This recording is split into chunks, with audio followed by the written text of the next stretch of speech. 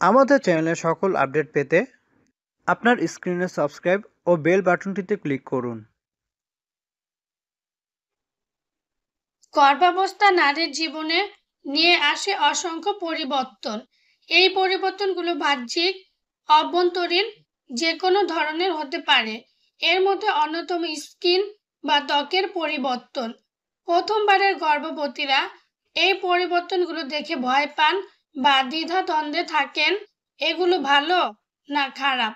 হ্যাঁ, আজকে আমরা তুলে ধরবো গর্ভকালীন কিছু কমন ত্বকীয় পরিবর্তন সম্পর্কে, যেগুলো সম্পর্কে আগাম ধারণা থাকা ভালো। তাই মনোযোগ সহকারে ভিডিওটি দেখুন। ফাটা দাগ। অধিকাংশ গর্ভবতী নারীদের উরুতে, স্তনে, বিশেষ করে পেটের চামড়ায় ফাটা দাগ সৃষ্টি হয়। মূলত গর্ভধারণের পরে নারীর পেট ক্রমশ বড় হতে থাকে। এই ক্রমবর্ধমান পেট চামড়াকে চাপ দেয়, যার ফলে ফাটা দাগের সৃষ্টি হয়। এই দাগগুলো ক্ষতিকারক নয়। সন্তান প্রসবের পর দাগ মিলিয়ে যায়, তবে পুরোপুরি নাও মুছে যেতে পারে। Varicose vein. গর্ভধারণের পর নারীর শরীরে রক্ত প্রবাহ বেড়ে যায়, যার ফলে রক্তবাহী শিরাগুলো স্ফীত হয়ে বাইরে থেকে দৃশ্যমান হয়। শিরাগুলো নীল বা বেগুনি রঙের মনে হয়, আঁকাবাঁকা শিকড়ের মতো। শিরাগুলো গর্ভবতীদের পায়ের উপরের অংশ, নিতম্ব, পায়ের নিচে, যোনি অঞ্চলে দেখা যায়। এতে ভয় পাবেন না, সন্তান হওয়ার পর এমনিতে ঠিক হয়ে যাবে। ত্বকে টিচ অর্ডার। হরমোনাল পরিবর্তনের কারণে অদ্ভুত কিছু সমস্যা হয়, যেগুলো হয়তো আপনি আশা নাও করতে পারেন।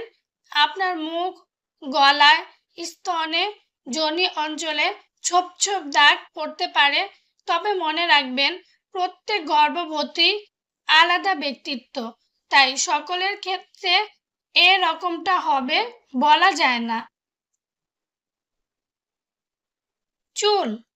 গর্ভধারণের মাঝামাঝি সময়ে অনেক নারী চুলের উজ্জ্বলতা ও ঘনত্ব বৃদ্ধি পায়, কিন্তু সন্তান প্রসবের পর এর উল্টোটাও হতে দেখা যায়।